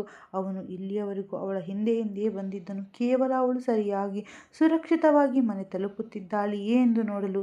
ಸಿಂಧುಳ ಕಣ್ಣುಗಳು ಮತ್ತೆ ತುಂಬಿ ಬಂದವು, ಆದರೆ ಅದರಲ್ಲಿ ಈಗ ಭಯ ಜೊತೆಗೆ ಬೇರೇನೋ ಇತ್ತು. ಮುಂಚೆ ಎಂದಿಗೂ ಅನುಭವಿಸದ ಒಂದು ವಿಚಿತ್ರವಾದ ನೋವದು. ಆಟೋ ನಿಂತಿತ್ತು. ಮೇಡಮ್, ನಿಮ್ಮ ಮನೆ ಬಂದಿದೆ. ಆಟೋದವನ ಧ್ವನಿ ಕೇಳಿ ಅವಳು ಒಮ್ಮೆಲೆ ಪ್ರಜ್ಞೆಗೆ ಬಂದಂತೆ ಆದಳು. ಅವಳು ಗಡಿಬಿಡಿಯಿಂದ ಹಣವನ್ನು ಹೊರತೆಗೆದಳು. ಅವಳ ಕೈಗೆ ಎಷ್ಟು ನಡುಗುತ್ತಿದ್ದೆಂದರೆ ನೋಟುಗಳನ್ನು ಸಹ ಸರಿಯಾಗಿ ಹಿಡಿದುಕೊಳ್ಳಲು ಸಾಧ್ಯವಾಗುತ್ತಿರಲಿಲ್ಲ. ಹಣ ನೀಡುವಾಗ ಅವಳು ಮತ್ತೊಮ್ಮೆ ಆ ಕಾರಿನ ಕಡೆಗೆ ನೋಡಿದಳು. ಆದರೆ ಈ ಬಾರಿ ಅವಳಿಗೆ ವಿಕ್ರಮ್ನ ಕಣ್ಣುಗಳನ್ನು ನೇರವಾಗಿ ನೋಡುವ ಧೈರ್ಯವಿರಲಿಲ್ಲ, ಏಕೆಂದರೆ ಅವಳಿಗೆ ಭಯವಿತ್ತು. ಒಂದು ವೇಳೆ ತಾನು ಅವನ ಕಣ್ಣುಗಳನ್ನು ನೋಡಿದರೆ ಬಹುಶಃ ತಾನು ಸಂಪೂರ್ಣವಾಗಿ ಒಡೆದು ಹೋಗುತ್ತೇನೆ ಎಂದು. ಮರುಕ್ಷಣವೇ ಅವಳು ಬೇಗ ಬೇಗ ಆಟೋದಿಂದ ಇಳಿದು ಮತ್ತು ಬಹುಶಃ ಓಡುತ್ತಾ ತನ್ನ ಮನೆಯ ಕಡೆಗೆ ಹೆಜ್ಜೆ ಇಟ್ಟಳು. ನಡುಗುವ ಕೈಗಳಿಂದಲೇ ಅವಳು ಬಾಗಿಲು ತೆರೆದಳು, ಒಳಗಡೆ ಹೋದಳು ಮತ್ತು ತಕ್ಷಣವೇ ಬಾಗಿಲನ್ನು ಲಾಕ್ ಮಾಡಿಕೊಂಡಳು. ಹೊರಗೆ ರಸ್ತೆಯಲ್ಲಿ ನಿಂತಿದ್ದ ಕಾರಿನಲ್ಲಿ ಕುಳಿತಿದ್ದ ವಿಕ್ರಮ್ನ ದೃಷ್ಟಿ ನಿರಂತರವಾಗಿ ಅದೇ ಬಾಗಿಲ ಮೇಲೆ ನೆಟ್ಟಿತ್ತು. ಅವನು ಸಿಂಧೂಳನ್ನು ಈ ರೀತಿ ಓಡುತ್ತಾ ಒಳಗೆ ಹೋಗುವುದನ್ನು ನೋಡಿದಾಗ ಅವನ ಎದೆಯಲ್ಲಿ ಒಂದು ವಿಚಿತ್ರವಾದ ನೋವಿನ ಕಳವಳ ಎದ್ದಿತ್ತು. ಇನ್ನೊಂದೆಡೆ ಸಿಂಧು ಬಹುಶಃ ಓಡುತ್ತಲೇ ತನ್ನ ಕೋಣೆಯನ್ನು ತಲುಪಿದಳು. ಅವಳು ಕೋಣೆಯ ಬಾಗಿಲನ್ನು ಮುಚ್ಚುತ್ತಿದ್ದಂತೆಯೇ ತನ್ನ ಮೇಲಿದ್ದ ಕೊನೆಯ ನಿಯಂತ್ರಣವನ್ನು ಹೊಡೆದು ಹೋಯಿತು. ಅವಳು ನಿಧಾನವಾಗಿ ಹಿಂದಕ್ಕೆ ಸರಿಯುತ್ತಾ ಗೋಡೆಗೆ ಒರಗಿಕೊಂಡಳು ಮತ್ತು ಮರುಕ್ಷಣವೇ ಅಲ್ಲೇ ನೆಲದ ಮೇಲೆ ಕುಳಿತು ಬಿಟ್ಟಳು. ಅವಳ ಉಸಿರಾಟ ತೀವ್ರವಾಗಿ ಒಡೆದು ಹೋಗಿತ್ತು. ಅವಳು ತನ್ನ 2 ಕೈಗಳನ್ನು ಮುಖದ ಮೇಲೆ ಇಟ್ಟುಕೊಂಡು ಬಿಕ್ಕಿ ಬಿಕ್ಕಿ ಅಳಲಾರಂಭಿಸಿದಳು. ಯಾಕೆ? ಅವಳ ಒಡೆದ ಧ್ವನಿ ಆ ಕೋಣೆಯ ಪ್ರತಿಧ್ವನಿಸುತ್ತಿತ್ತು. 6 ವರ್ಷಗಳ ನಂತರ ಯಾಕೆ ನನ್ನ ಎದುರಿಗೆ ಬಂದಿರಿ ನೀವು? ಅವಳ ಕಣ್ಣೀರು ನಿಲ್ಲುತ್ತಲೇ ಇರಲಿಲ್ಲ. ಯಾರದ್ದೋ ನೋವಿಗೆ ನಾನು ಕಾರಣವಾಗಿದ್ದೇನೆ ಎಂಬುದು ನಾನು ಹೇಗೆ ಸಹಿಸಿಕೊಳ್ಳಲಿ? ಅವಳು ತನ್ನ ಕೂದಲನ್ನು ಬಿಗಿಯಾಗಿ ಹಿಡಿದುಕೊಂಡಳು. ಒಂದು ಮಗುವನ್ನು ಅವನ ತಂದೆಯಿಂದ ದೂರ ಮಾಡಲು ನಾನೇ ಕಾರಣವಾಗಿದ್ದೇನೆ ಎಂದು ಯೋಚಿಸುತ್ತಾ ನಾನು ಹೇಗೆ ಬದುಕಲಿ? ಅವಳ ಇಡೀ ಶರೀರ ನಡುಗುತ್ತಿತ್ತು. ನಾನು ಎಂದಿಗೂ ಯೋಚಿಸಿಯೂ ಇರಲಿಲ್ಲ. ಅವಳ ಧ್ವನಿ ಗದ್ಗದಿತವಾಗಿತ್ತು. ಯಾರಾದರೂ ಒಬ್ಬ ವ್ಯಕ್ತಿ ಒಂದು ಹುಡುಗಿಗಾಗಿ ಈ ರೀತಿಯ ಭಾವನೆಗಳನ್ನು ಹೊಂದಿರಲು ಸಾಧ್ಯ ಎಂದು. ಅವಳ ಕಣ್ಣೆದುರು ಮತ್ತೆ ವಿಕ್ರಮ್ನ ಮುಖ ಹಾದು ಹೋಗಿತ್ತು. ಒಂದು ವೇಳೆ ಆ ಮುಂಜಾನೆ ನನ್ನ ಕಣ್ಣು ತೆರೆಯದಿದ್ದರೆ ಅವಳು ತೀವ್ರವಾಗಿ ಅಳುತ್ತಾ ತನ್ನಷ್ಟಕ್ಕೆ ತಾನೇ ನುಡಿದಳು. ಒಂದು ವೇಳೆ ನಾನು ಹೆದರಿ ಅಲ್ಲಿಂದ ಓಡಿ ಹೋಗದೇ ಇದ್ದಿದ್ದರೆ ಬಹುಶಃ ಅವಳ ಶಬ್ದಗಳು ಅವಳ ಗಂಟಲಲ್ಲಿ ಸಿಲುಕಿಕೊಂಡವು. ಅವಳ ಕಣ್ಣೆದುರು ಒಮ್ಮೆಲೇ ಅವಳು ಒಬ್ಬಳೇ ಕಳೆದ ಆ ಎಲ್ಲ ವರ್ಷಗಳು, ಹಾದು ಹೋದ ಜನರ ಚುಚ್ಚು ಮಾತುಗಳನ್ನು, ಮನೆಯವರ ಹಾಗೂ ನೆರೆಹೊರೆಯವರ ಗಲೀಜು ಮಾತುಗಳು, ತನ್ನ ಮೇಲೆ ಬೀಳುತ್ತಿರುವ ಜನರ ಕೆಟ್ಟ ದೃಷ್ಟಿ, ತಾಯಿಯ ಆತಂಕ, ಗರ್ಭಾವಸ್ಥೆಯ ಆ ನೋವು ಮತ್ತು ನಂತರ ಸಮರ್ನನ್ನು ಒಬ್ಬಳೇ ಸಾಕಿ ಬೆಳೆಸಿದ್ದು. ಅವಳು ತನ್ನ ಎದೆಯ ಮೇಲೆ ಕೈ ಇಟ್ಟುಕೊಂಡಳು. ನಾನು ತುಂಬ ಕಷ್ಟಪಟ್ಟು ನನ್ನನ್ನು ನಾನು ಸಂಭಾಳಿಸಿಕೊಂಡಿದ್ದೆ. ಅವಳ ಧ್ವನಿ ನಡುಗುತ್ತಿತ್ತು. ತುಂಬ ಕಷ್ಟಪಟ್ಟು. ನಂತರ ಇದ್ದಕ್ಕಿದ್ದಂತೆ ಅವಳ ಮುಖ ನೋವಿನಿಂದ ತುಂಬಿ ಹೋಯಿತು. ಆದರೆ ಇಂದು ಅವಳ ಕಣ್ಣುಗಳು ಮುಚ್ಚಿಕೊಂಡಳು. ಇಂದು ನಿಮ್ಮ ಮಾತುಗಳನ್ನು ಕೇಳಿದರೆ ಆ ಎಲ್ಲ ಗಾಯಗಳು ಮತ್ತೆ ಹಸಿಯಾದಂತೆ ಭಾಸವಾಗುತ್ತಿದೆ. ಅವಳ ಕಣ್ಣೀರು ನಿರಂತರವಾಗಿ ಜಾರುತ್ತಿತ್ತು. ನಾನು ನಿಮ್ಮನ್ನು ತಪ್ಪು ತಿಳಿದುಕೊಂಡೆ. ಈ ಶಬ್ದಗಳು ಅವಳ ತುಟಿಗಳಿಂದ ತಾನಾಗಿಯೇ ಹೊರಬಂದವು ಮತ್ತು ಇದನ್ನು ಹೇಳುತ್ತಿದ್ದಂತೆ ಅವಳ ಹೃದಯ ಇನ್ನೂ ಜೋರಾಗಿ ಒಡೆದು ಹೋಯಿತು. ಇನ್ನೊಂದೆಡೆ ಹೊರಗೆ ಕಾರಿನಲ್ಲಿ ಕುಳಿತಿದ್ದ ವಿಕ್ರಮ್ನ ಸ್ಥಿತಿ ಬೇರೆಯದ್ದೇನೂ ಇರಲಿಲ್ಲ. ಸಿಂಧೂಳನ್ನು ಈ ಸ್ಥಿತಿಯಲ್ಲಿ ನೋಡಿ ಅವನ ಒಳಗಿನ ತಳಮಳ ಇನ್ನೂ ಹೆಚ್ಚಾಗಿತ್ತು. ಅವನು ಸೀಟಿನ ಮೇಲೆ ತನ್ನ ತಲೆಯನ್ನು ಹಿಂದಕ್ಕೆ ಒರಗಿಸಿಕೊಂಡು ನಿಧಾನವಾಗಿ ಕಣ್ಣುಗಳನ್ನು ಮುಚ್ಚಿಕೊಂಡನು. ಮರುಕ್ಷಣವೇ ಅವನ ಕಣ್ಣುಗಳಿಂದ ಬಿಸಿ ನೀರಿನ ಹನಿಗಳು ಜಾರಿ ಕೆನ್ನೆಯ ಮೇಲೆ ಹರಿದವು. ಅವನು ತಕ್ಷಣ ತನ್ನ 2 ಕೈಗಳನ್ನು ಮುಖದ ಮೇಲೆ ಇಟ್ಟುಕೊಂಡನು. ಅವನ ಉಸಿರಾಟ ದೀರ್ಘ ಹಾಗೂ ಭಾರವಾಗಿತ್ತು. ತನ್ನ ಒಳಗಡೆ ಏಳುತ್ತಿದ್ದ ಆ ನೋವನ್ನು ತಡೆಯಲು ಪ್ರಯತ್ನಿಸುತ್ತಿರುವಂತೆ ಭಾಸವಾಗುತ್ತಿತ್ತು. ಅವನ ಕಣ್ಣುಗಳು ಪೂರ್ತಿಯಾಗಿ ಕೆಂಪಗಾಗಿದ್ದವು. 6 ವರ್ಷಗಳ ಹುಡುಕಾಟ, ಕಾಯುವಿಕೆ, ತಡಕಾಟ ಪ್ರತಿಯೊಂದು ಇಂದು ಅವನ ಎದುರಿಗಿತ್ತು. ಅವನ ಹೆಂಡತಿ, ಅವನ ಮಗು ಇಬ್ಬರು ಇಷ್ಟೊಂದು ಹತ್ತಿರವಿದ್ದರೂ ಅವನಿಂದ ದೂರವಿದ್ದರು. ಅವನು ನಿಧಾನವಾಗಿ ತಲೆ ತಗ್ಗಿಸಿದನು. ನೀನು ಒಬ್ಬಳೇ ಎಷ್ಟು ಸಹಿಸಿಕೊಂಡಿದ್ದೀಯೋ? ಅವನು ತನ್ನಷ್ಟಕ್ಕೆ ತಾನೇ ಪಿಸುಗುಟ್ಟುಕೊಂಡನು. ಅವನ ಕಣ್ಣೆದುರು ಸಿಂಧೂಳ ಅಳುತ್ತಿರುವ ಮುಖ ಹಾದು ಹೋಯಿತು. ಅವನಿಗೆ ಮೊದಲ ಬಾರಿ ಅರಿವಾಗಿತ್ತು, ಆ ರಾತ್ರಿ ಕೇವಲ ಆತ ಒಬ್ಬನೇ ಒಡೆದು ಹೋಗಿರಲಿಲ್ಲ, ಸಿಂಧು ಅವನಿಗಿಂತ ಎಷ್ಟೋ ಪಟ್ಟು ಹೆಚ್ಚು ಹೊಡೆದು ಹೋಗಿದ್ದಳು ಎಂದು. ಬಹುಶಃ ಪ್ರತಿಯೊಂದು ದಿನ, ಪ್ರತಿಯೊಂದು ರಾತ್ರಿ ಅವನು ತನ್ನ ತುಟಿಗಳನ್ನು ಬಿಗಿಗೊಳಿಸಿಕೊಂಡನು. ಛೇ! ಅವನ ಧ್ವನಿ ಗದ್ಗದಿತವಾಗಿತ್ತು. ನಾನು ಆ ಮುಂಜಾನೆ ನೀನು ಹೋಗದೇ ಇರುತ್ತಿದ್ದರೆ, ಒಂದು ಬಾರಿ ನನ್ನ ಮಾತನ್ನಾದರೂ ಕೇಳುತ್ತಿದ್ದರೆ. ಅವನ ಕಣ್ಣುಗಳಿಂದ ಮತ್ತೆ ಕಣ್ಣೀರು ಹರಿಯಿತು. ಹೊರಗೆ ರಾತ್ರಿಯ ತಂಗಾಳಿ ಬೀಸುತ್ತಿತ್ತು. ಆದರೆ ಆ ಕಾರಿನ ಒಳಗಡೆ ಕುಳಿತಿದ್ದ ಮನುಷ್ಯನ ಎದೆಯಲ್ಲಿ ನೋವು ಯಾವುದೇ ಬೆಂಕಿಗಿಂತ ಕಮ್ಮಿ ಇರಲಿಲ್ಲ. ರಾತ್ರಿ ತನ್ನ ಅತ್ಯಂತ ಶಾಂತವಾದ ಜಾವನ್ನು ತಲುಪಿತ್ತು. ಗಡಿಯಾರದ ಮುಳ್ಳು 12 ಗಂಟೆಯನ್ನು ದಾಟಿದ್ದವು. ಇಡೀ ಮನೆಯಲ್ಲಿ ಗಾಢವಾದ ಮೌನ ಆವರಿಸಿತ್ತು. ಗೋಡೆಯ ಮೇಲಿದ್ದ ದೊಡ್ಡ ಗಡಿಯಾರ ಟಿಕ್ ಟಿಕ್ ಸದ್ದು ಮಾತ್ರ ಆ ನಿಶ್ಶಬ್ದದಲ್ಲಿ ಸ್ಪಷ್ಟವಾಗಿ ಕೇಳಿಸುತ್ತಿತ್ತು. ಡ್ರಾಯಿಂಗ್ ರೂಮ್ನ ತಿಳಿ ಹಳದಿ ಬೆಳಕು ಇನ್ನೂ ಉರಿಯುತ್ತಲೇ ಇತ್ತು, ಏಕೆಂದರೆ ನೀಲಿಮಾ ಮತ್ತು ಆನಂದರಾವ್ ಇಬ್ಬರೂ ಇನ್ನೂ ಜಾಗೃತರಾಗಿದ್ದರು. ಇಬ್ಬರ ದೃಷ್ಟಿಯೂ ಪದೇ ಪದೇ ಮುಖ್ಯ ಬಾಗಿಲಿನ ಕಡೆಗೆ ಹೋಗುತ್ತಿತ್ತು. ನೀಲಿಮಾ ಅವರ ಬೆರಳುಗಳು ತಳಮಳದಿಂದ ತಮ್ಮ ಸೀರೆಯ ಸೆರಗನ್ನು ಮಡಚುತ್ತಿದ್ದವು. ಯಾಕೋ ಗೊತ್ತಿಲ್ಲ, ಅವರ ಮನಸ್ಸು ತುಂಬ ಗಾಬರಿಗೊಳ್ಳುತ್ತಿತ್ತು. ವಿಕ್ರಮ್ ಸಾಯಂಕಾಲ ಆ ಸ್ಥಿತಿಯಲ್ಲಿ ಮನೆಯಿಂದ ಹೊರಗೆ ಹೋಗಿದ್ದಾನೆಂದ ಅವರ ಹೃದಯ ಒಂದು ರೀತಿಯಲ್ಲಿ ವಿಚಿತ್ರ ಆತಂಕ ಮೂಡಿ ಕುಳಿತಿತ್ತು. ಇನ್ನೂ ಬರಲಿಲ್ಲ, ಅವರು ಕ್ಷೀಣ ಧ್ವನಿಯಲ್ಲಿ ಹೇಳಿದರು. ಆನಂದರಾವ್ ಕೂಡ ದೀರ್ಘವಾಗಿ ನಿಟ್ಟುಸಿರು ಬಿಟ್ಟರು. ಬರುತ್ತಾರೆ ನೀಲಿಮ. ಬಹುಶಃ ತನ್ನನ್ನು ತಾನು ಸಂಭಾಳಿಸಿಕೊಳ್ಳಲು ಪ್ರಯತ್ನಿಸುತ್ತಿರಬಹುದು. ಆದರೆ ಸತ್ಯವೇನೆಂದರೆ ಆನಂದರಾವ್ ಕೂಡ ಸ್ವಂತ ಕಂಗಾಲಾಗಿದ್ದರು. ಅವರು ವಿಕ್ರಮ್ನನ್ನ ಬಾಲ್ಯದಿಂದಲೂ ನೋಡಿದ್ದರು. ಆ ಹುಡುಗ ಎಂದಿಗೂ ತನ್ನ ನೋವನ್ನು ಮುಖದ ಮೇಲೆ ತೋರಿಸಿಕೊಳ್ಳುತ್ತಿರಲಿಲ್ಲ. ಬಿಸಿನೆಸ್ನಲ್ಲಿ ಎಷ್ಟೇ ದೊಡ್ಡ ಒತ್ತಡವಿರಲಿ, ಬದುಕಿನಲ್ಲಿ ಎಷ್ಟೇ ಕಷ್ಟಗಳು ಎದುರಾಗಲಿ, ವಿಕ್ರಮ್ ಯಾವಾಗಲೂ ಶಾಂತವಾಗಿಯೇ ಇರುತ್ತಿದ್ದವನು. ಆದರೆ ಇಂದು ಅವನ ಕಣ್ಣುಗಳಲ್ಲಿ ಅವರು ನೋಡಿದ ಆ ನೋವು ಅವರನ್ನು ಒಳಗಿನಿಂದ ಹೆದರಿಸಿಬಿಟ್ಟಿತ್ತು. ಅಷ್ಟರಲ್ಲೇ ಹೊರಗೆ ಕಾರು ಬಂದು ನಿಲ್ಲುವ ಸಣ್ಣ ಸದ್ದು ಕೇಳಿಸಿತು. ಇಬ್ಬರ ದೃಷ್ಟಿಯು ತಕ್ಷಣವೇ ಬಾಗಿಲಿನ ಕಡೆನೇ ಹೋಯಿತು. ಮರುಕ್ಷಣವೇ ಮುಖ್ಯ ಬಾಗಿಲು ತೆರೆಯಿತು ಮತ್ತು ವಿಕ್ರಮ್ ಒಳಗಡೆ ಬಂದನು. ಅವನು ನೋಡುತ್ತಿದ್ದಂತೆ ನೀಲಿಮ ಅವರ ಹೃದಯ ಒಮ್ಮೆಲೆ ಹಿಂಡಿದಂತಾಗಿತ್ತು. ಅವನ ಕಣ್ಣುಗಳು ತೀವ್ರವಾಗಿ ಕೆಂಪಾಗಿದ್ದವು, ತುಂಬ ಸಮಯದವರೆಗೆ ಅತ್ತಿರುವಂತೆ ಕಾಣಿಸುತ್ತಿದ್ದವು. ಮುಖ ಬಾಡಿ ಹೋಗಿತ್ತು, ಕೂದಲುಗಳು ಕೆದರಿದ್ದವು. ಅವನ ನಡಿಗೆಯಲ್ಲೂ ಆ ದಣಿವು ಮತ್ತು ಒಡೆದು ಹೋದ ಭಾವನೆ ಸ್ಪಷ್ಟವಾಗಿ ಎದ್ದು ಕಾಣಿಸುತ್ತಿತ್ತು. ಅವನು ಕೇವಲ ಕೆಲವು ಗಂಟೆಗಳಲ್ಲಿ ಎಷ್ಟೊಂದು ವರ್ಷಗಳಷ್ಟು ವಯಸ್ಸಾದವನಂತೆ ಕಾಣಿಸುತ್ತಿದ್ದನು. ಆನಂದರಾವ್ ಮತ್ತು ನೀಲಿಮ ಇಬ್ಬರು ಒಬ್ಬರನ್ನೊಬ್ಬರು ನೋಡಿಕೊಂಡರು. ಅವರ ಮಧ್ಯೆ ಯಾವುದೇ ಮಾತುಗಳಿಲ್ಲದೆ ಎಷ್ಟೋ ವಿಷಯಗಳು ವಿನಿಮಯವಾದವು. ವಿಕ್ರಮ್ ಇಬ್ಬರ ಕಡೆಗೂ ಒಮ್ಮೆ ದೃಷ್ಟಿ ಹರಿಸಿದನು, ಆದರೆ ಏನೂ ಮಾತನಾಡಲಿಲ್ಲ. ಅವನು ನೇರವಾಗಿ ಮೆಟ್ಟಿಲುಗಳ ಕಡೆ ಸಾಗಲಾರಂಭಿಸಿದನು. ಅಷ್ಟರಲ್ಲೇ ನೀಲಿಮ ಅವರ ಧ್ವನಿ ಕೇಳಿಸಿತು. ವಿಕ್ರಮ್. ಅವನ ಹೆಜ್ಜೆಗಳು ನಿಂತವು. ಅವನು ನಿಧಾನವಾಗಿ ಹಿಂದೆ ತಿರುಗಿ ನೋಡಿದನು. ನೀಲಿಮ ಅವರು ತಮ್ಮ ಕಣ್ಣುಗಳಲ್ಲಿ ತುಂಬಿ ಬಂದ ಕಣ್ಣೀರನ್ನು ಮುಚ್ಚಿಡುತ್ತಾ ಅತ್ಯಂತ ಮೃದುವಾದ ಧ್ವನಿಯಲ್ಲಿ ಕೇಳಿದರು, ಇಲ್ಲಿ ಬಾ ಮಗನೇ. ವಿಕ್ರಮ್ ಕೆಲವು ಸೆಕೆಂಡ್ಗಳ ಕಾಲ ಅವರನ್ನೇ ನೋಡುತ್ತಿದ್ದನು. ನಂತರ ನಿಧಾನ ಹೆಜ್ಜೆಗಳೊಂದಿಗೆ ಅವರ ಬಳಿಗೆ ಬಂದನು. ಅವನು ಹತ್ತಿರ ಬರುತ್ತಿದ್ದಂತೆ ನೀಲಿಮ ಅವನ ಮುಖವನ್ನು ಸೂಕ್ಷ್ಮವಾಗಿ ನೋಡಿದರು ಮತ್ತು ಅವರ ಹೃದಯ ನಿಜವಾಗಿಯೂ ನಡುಗಿತ್ತು. ಅವನ ರೆಪ್ಪೆಗಳ ಮೂಲೆಯಲ್ಲೂ ಇನ್ನೂ ಒದ್ದೆಯಾಗಿದ್ದವು. ಕಣ್ಣುಗಳಲ್ಲಿ ಎಂತಹ ಆಳವಾದ ನೋವಿತ್ತೆಂದರೆ ಅವರಿಗೆ ಸ್ವಂತ ಉಸಿರಾಡಲು ನೋವಾಗುತ್ತಿತ್ತು. ಏನಾಯಿತು ನನ್ನ ಕಂದ? ಅವರು ನಡುಗುವ ಧ್ವನಿಯಲ್ಲಿ ಕೇಳಿದರು. ಆದರೆ ವಿಕ್ರಮ್ ದೃಷ್ಟಿ ಕೆಳಗೆ ಮಾಡಿದನು. ಅಮ್ಮ. ಅವನ ಧ್ವನಿ ಅತ್ಯಂತ ಕ್ಷೀಣ ಆಗಿ ಒಡೆದು ಹೋಗಿತ್ತು. ನಾನು ಮಲಗಲು ಬಯಸುತ್ತೇನೆ. ನಾವು ಬೆಳಗ್ಗೆ ಮಾತನಾಡೋಣ. ಅವನ ಸ್ಥಿತಿಯನ್ನು ನೋಡಿ ನೀಲಿಮ ಅವರಿಗೆ ಇನ್ನೂ ಏನೂ ಹೇಳಲು ಸಾಧ್ಯವಾಗಲಿಲ್ಲ. ಅವರು ತಕ್ಷಣವೇ ತಮ್ಮನ್ನು ತಾವು ಸಂಭಾಳಿಸಿಕೊಳ್ಳುತ್ತಾ ತಲೆಯಾಡಿಸಿದರು. ಸರಿ ಮಗನೇ. ನಂತರ ಮರುಕ್ಷಣವೇ ವಿಕ್ರಮ್ ನಿಧಾನವಾಗಿ ಅವರ ಕಡೆ ನೋಡಿದನು. ಅವನ ಕಣ್ಣುಗಳಲ್ಲಿ ಒಬ್ಬ ಪುಟ್ಟ ಮಗುವಿನಂತಹ ಅಸಹಾಯಕತೆ ಮೂಡಿಬಂದಿತ್ತು. ಅಮ್ಮ. ಅವನು ಅತ್ಯಂತ ನಿಧಾನವಾಗಿ ನಡೆದನು. ನೀವು ನನ್ನ ಕೋಣೆಗೆ ಬರ್ತೀರಾ? ನೀಲಿಮ ಅವರ ಕಣ್ಣುಗಳು ತುಂಬಿ ಬಂದವು. ಅವರು ಒಂದು ಕ್ಷಣ ಆನಂದರಾವ್ ಅವರ ಕಡೆ ನೋಡಿದರು. ಆನಂದರಾವ್ ಹಗುರವಾಗಿ ತಲೆಯಾಡಿಸಿದರು. ಅವರನ್ನು ಹೋಗುವಂತೆ ಸನ್ನೆ ಮಾಡಿದರು. ನೀಲಿಮ ಏನೂ ಮಾತನಾಡದೆ ಎದ್ದು ವಿಕ್ರಮ್ನ ಹಿಂದೆ ಅವನ ಕೋಣೆಯ ಕಡೆಗೆ ನಡೆದರು. ಕೋಣೆಯಲ್ಲಿ ತಿಳಿ ನೀಲಿ ಬಣ್ಣದ ಬೆಳಕು ಉರಿಯುತ್ತಿತ್ತು. ವಿಕ್ರಮ್ ಒಳಗಡೆ ಬರುತ್ತಿದ್ದಂತೆ ಮೌನವಾಗಿ ಬೆಡ್ ಮೇಲೆ ಕುಳಿತುಕೊಂಡನು. ಅವನ ಎರಡೂ ಕೈಗಳು ಮುಖದ ಮೇಲಿದ್ದವು. ನೀಲಿಮ ನಿಧಾನವಾಗಿ ಅವನ ಪಕ್ಕದಲ್ಲಿ ಬಂದು ಕುಳಿತರು. ಕೆಲವು ಸೆಕೆಂಡ್ಗಳ ಕಾಲ ಆ ಕೋಣೆಯಲ್ಲಿ ಸಂಪೂರ್ಣ ಮೌನ ಆವರಿಸಿತ್ತು. ನಂತರ ಇದ್ದಕ್ಕಿದ್ದಂತೆ ವಿಕ್ರಮ್ ಸ್ವಲ್ಪ ಹಿಂದಕ್ಕೆ ಸರಿದು ಏನೂ ಹೇಳದೆಯೇ ನಿಧಾನವಾಗಿ ತನ್ನ ತಲೆಯನ್ನು ನೀಲಿಮ ಅವರ ಮಡಿಲಿನಲ್ಲಿ ಇಟ್ಟುಬಿಟ್ಟನು. ಮರುಕ್ಷಣವೇ ಅವನು ತನ್ನ ಮುಖವನ್ನು ಅವರ ಹೊಟ್ಟೆಯ ಕಡೆಗೆ ಮುಚ್ಚಿಕೊಂಡನು. ವರ್ಷಗಳಿಂದ ಗಟ್ಟಿಯಾಗಿ ಕಠಿಣವಾಗಿ ಕಾಣಿಸುತ್ತಿದ್ದ ಮನುಷ್ಯ ಒಮ್ಮೆಲೆ ಮತ್ತೆ ಮಗುವಾಗಿ ಹೋಗಿದ್ದನು ಮತ್ತು ನಂತರ ಅವನು ಒಡೆದು ಹೋದನು. ಅವನ ಹೆಗಲುಗಳು ತೀವ್ರವಾಗಿ ನಡುಗಲಾರಂಭಿಸಿದವು. ಧುಮುಕಿ ಬಿಕ್ಕಳಿಕೆಯ ಧ್ವನಿ ಇನ್ನೂ ಇಡೀ ಕೋಣೆಯಲ್ಲಿ ಪ್ರತಿಧ್ವನಿಸುತ್ತಿತ್ತು. ಅವನು ಎಷ್ಟು ತೀವ್ರವಾಗಿ ಅಳುತ್ತಿದ್ದನೆಂದರೆ ಅವನ ಒಳಗಡೆ ವರ್ಷಗಳಿಂದ ಜಮೆಯಾಗಿದ್ದ ಪ್ರತಿಯೊಂದು ನೋವು ಇಂದು ಹೊರಬರುತ್ತಿರುವಂತೆ ಭಾಸವಾಗುತ್ತಿತ್ತು. ನೀಲಿಮ ಅವರ ಕಣ್ಣುಗಳಿಂದ ತಕ್ಷಣವೇ ಕಣ್ಣೀರು ಹರಿಯಲಾರಂಭಿಸಿತು. ಅವರು ತಮ್ಮ ವಿಕ್ರಮ್ನನ್ನು ಎಂದಿಗೂ ಈ ಸ್ಥಿತಿಯಲ್ಲಿ ನೋಡಿರಲಿಲ್ಲ. ಇಂದು ಅದೇ ಹುಡುಗನಾಗಿದ್ದನು, ಯಾರು ತನ್ನ ತಂದೆ ತೀರಿಕೊಂಡ ನಂತರ ಇಡೀ ಕುಟುಂಬವನ್ನು ಒಡೆಯಬಾರದೆಂದು ತನ್ನ ತಾನು ಕಲ್ಲಿನಂತೆ ಮಾಡಿಕೊಂಡಿದ್ದನು, ಯಾರು ಪ್ರತಿಯೊಂದು ನೋವನ್ನು ಮೌನವಾಗಿ ಸಹಿಸಿಕೊಂಡಿದ್ದನು, ಆದರೆ ಎಂದಿಗೂ ಯಾರ ಎದುರು ದುರ್ಬಲನಾಗಿರಲಿಲ್ಲ. ಇಂದು ಅದೇ ಹುಡುಗ ಅವರ ಮಡಿಲಿನಲ್ಲಿ ಮುಖ ಮುಚ್ಚಿಕೊಂಡು ಬಿಕ್ಕಿ ಬಿಕ್ಕಿ ಅಳುತ್ತಿದ್ದನು. ನೀಲಿಮ ಅವರ ಹೃದಯವನ್ನು ಯಾರೋ ಮುಷ್ಟಿಯಲ್ಲಿ ಹಿಡಿದು ಹಿಂಡಿದಂತಾಗುತ್ತಿತ್ತು.